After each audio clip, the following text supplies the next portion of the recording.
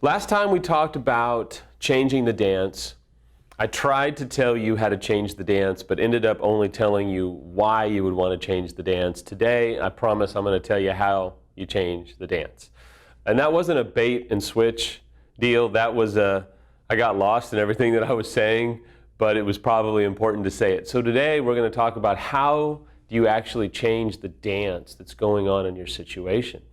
And change the dance is just a metaphor for how do you empower yourself as a spouse, but probably more specifically, how do you empower yourself as a betrayed spouse when your unfaithful spouse is ambivalent and not really committing or showing commitment to the recovery process. How do you change the dance is kind of a difficult process, but it's possible. So here's the things that worked for me, and here's the things that Rick taught me and what I see really work in recovery. Number one, you have to identify the pattern. We had a pattern in our marriage. I would want to talk. I would want to fix it. Samantha would say, I'm not going to fix it. I can't talk. I would say, you're a terrible communicator. You need to talk. If you would just wake up and talk, we could fix this, so I'm going to push even harder. She would then get angrier and more hurt, and then she would yell at me and call me names, roll her eyes, do the different things that would infuriate me. I would get angrier and decide that I was going to engage and belittle her and make her feel bad for not being a better communicator like me, because I was such a wonderful communicator. You can imagine the complete dysfunction and horror that that created in our home. Number two, on how to change the dance is you have to refuse to continue the pattern. When we were locked in battle, Samantha was trying to refuse to continue the pattern, but I kept engaging. And Rick had to teach her how to stop the pattern. And so Rick gave her some resources and some ideas and some suggestions and all of that, and really empowered her, and it worked wonderfully. And it really helped us get out of it. But if you're going to change the dance, you're going to have to make a commitment to refuse to do the dance that you're doing. You're just going to have to be passionate and brave, and you're going to have to get all the help that you can get to say, I'm not going to do this dance. I'm not going to get sucked in. It's almost like you see your spouse just doing this, trying to suck you in with, I don't want to do any recovery work, and you're the reason I had this affair anyways, and if you'd have been a better spouse, and if you'd have been more attentive to my needs, and you know what, this is just a symptom of a deeper issue, and I'd have never cheated if you weren't so this or that. You're going to have to be willing to, at that point as a betrayed spouse, say, well, I can see this isn't really working, and we're not getting anywhere, so okay. I'm done. I don't want to keep harping on you. So I'm just going to work on me. I can't live like this anymore, and I think I'm going to have to reevaluate reconciliation and restoration.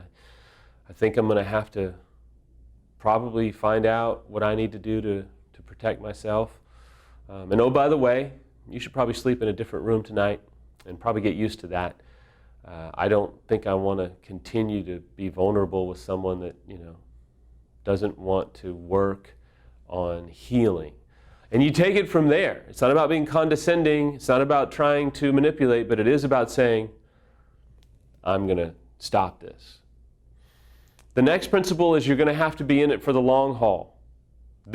You can't try this for a couple of weeks and it doesn't work, and you go, that doesn't work, and Samuel's full of crap. No, you have to say, you know what? This is important because I'm not trying to manipulate my spouse. I'm trying to empower myself. I'm trying to heal myself. I'm really trying to work on me, and I'm going to do this if it takes a year, if it takes 5 years. You know what? I refuse to keep doing this dance. I refuse to keep living this way. I refuse to keep hurting myself, and I refuse to keep pushing you away from me because what I'm doing isn't working, and you keep going the other way. So damn it, I'm taking the power back, and the way I do that is to say, forget it. I'm not going to chase you. I'm not going to harp on you. I love myself, and I have enough self-respect to say, I'm going to work on me. I'm going to focus my energy here. And if you don't want to be here, then you don't have to be here. You can go be there. Because here, I'm going to be in this for the long haul, however long it takes. Finally, it's about having a journey of understanding why do you do what you do. There's a story, I can't say it. Samantha will be livid. It's just the truth. But I can talk about it without telling you the story. I had to take some of the power back. It really was hard. I had to be in it for the long haul. It's taken a long time, but it's worked. It's changed my life. But I had to ask myself, why do I do this? And it was shrouded within a lot of pure motives. It really was. It wasn't out of ill will, it wasn't out of addiction or what have you, but I had to take this journey, and it's been about a 1 to 2 year journey of understanding why I do or why I did what I did. And I had to really get help from Rick. I had to read some books. I had to do a lot of recovery work. I had to really kind of go on this journey, and I'll tell you, it changed my life when I found out why I did what I did. And it was masqueraded by, you know what, it's okay, it's fine, it's good. A lot of people would have said, it's totally fine. I mean, why are you flipping out? But as I went on this journey, I started to realize, wait a minute, there's some unhealthiness here. And I haven't even really talked a ton about it with Samantha, so don't bring that up to her. But it absolutely changed a dynamic in our marriage that has been amazing. I mean, it has been phenomenal, but I had to take the power back, and I hope that you will too in your situation.